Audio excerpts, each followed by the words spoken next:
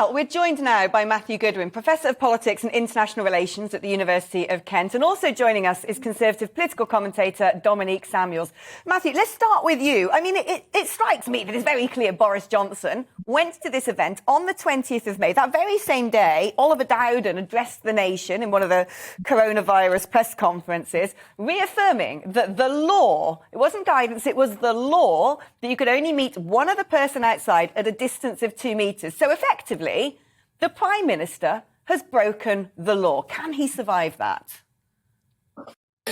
Well, I agree with your previous correspondent, Darren. I think it's going to be very difficult for the Prime Minister to survive, but not impossible. Apologising today, I think, will probably take the immediate heat out of the crisis facing Boris Johnson and will give him a little bit of breathing room until the findings of the inquiry come in. But we all know, Alex, it's not really only about the party. The frustration on the backbenches is as much to do with his handling of COVID, with the sort of direction of his Conservative Party.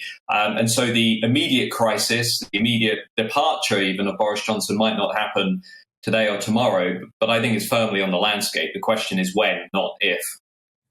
Yeah, I mean, let's throw to you now, Dominique. It is potentially a when, not if. I think we have to be putting our minds towards whether we agree with what Boris did or not, whether we're angry about it or not. If the Prime Minister is found to have broken the law, he's in a very difficult position. So surely we now need to start looking at, well, what happens next? Who would you like to see at the helm of the Conservative Party if Boris goes? Well, none of them. And if it were to be someone, it would probably be someone like Mark Harper, like Steve Baker, any one of the Conservative MPs that have spoken up against the direction of the government in terms of COVID restrictions. But the likelihood of that happening is virtually nil. I think, especially for the country as well, if anyone in Cabinet were to take the helm as Conservative leader, if Boris were to resign, the opinion of the country would be that the whole lot of them are completely toxic. So regardless of who it would be, the inevitability would be a general election. And, that would be a gift to Labour, essentially. That would be a victory for them, because what they essentially want is for the Prime Minister to resign and for there to be another general election where they can stand on a moral pedestal, essentially.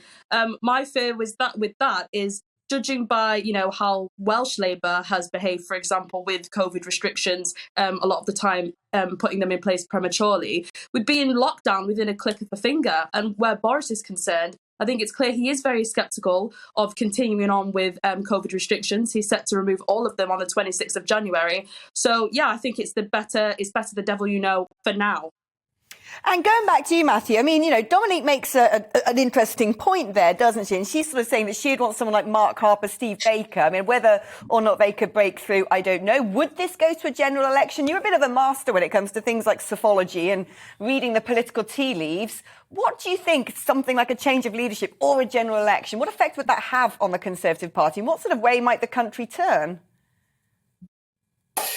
Well, big questions, Alex. I think the short answer to that is if we end up with somebody like Rishi Sunak or Liz Truss taking over as leader of the Conservative Party at some point this year. Oh, look at that. The wisdom has been temporarily frozen. Let's see if that connection will come back. I was waiting with bated breath to know what he was going to say. So, look, no, we've lost them both. Blimey. We've still got Dominique. Thank goodness it's not all falling apart. So, Dominique, two names put forward there by Matthew who look like they would be the front runners, potentially, to become leadership contenders. If there was going to be, say, a sort of quiet behind-the-scenes transfer of power, do you think either of them have what it takes to lead the country, Sunak and Truss? I think potentially Rishi Sunak, but one thing I haven't liked is that he genuinely does want to be leader. He does want to replace Boris Johnson. He is very well liked amongst the Conservative membership, and I think very well regarded amongst the public in general. So I think he could take the helm. But I think in the minds of many, he has been a part of a cabinet that has put in place a lot of restrictions on people's freedom. And to be honest with you, I don't believe for one second that he and Liz weren't aware of some rule breaking within Downing Street. I think that's a pretty ridiculous thing to suggest. So yes, Rishi Sunak would be a more favourable choice. But I think in general, an inevitability would be a general election. And I mean, it's up to Matt whether or not he agrees with me when he comes back.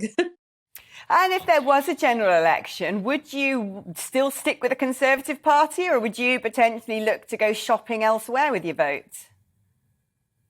I think I'd definitely look elsewhere. I've said continually throughout, the past couple of years that I'm never going to vote for the Conservative Party again. I essentially voted for Boris reluctantly the first time to, get Brexit done. But the direction of the Conservative Party, for me and for many people, is completely unrecognisable. And I think many of the things that they've done have been unconservative and, quite frankly, unforgivable. But one thing, I am happy about is the fact that Boris and his cabinet has demonstrated that they can't even follow the rules they set themselves. So why should we? That's something I'm quite feeling very positive about.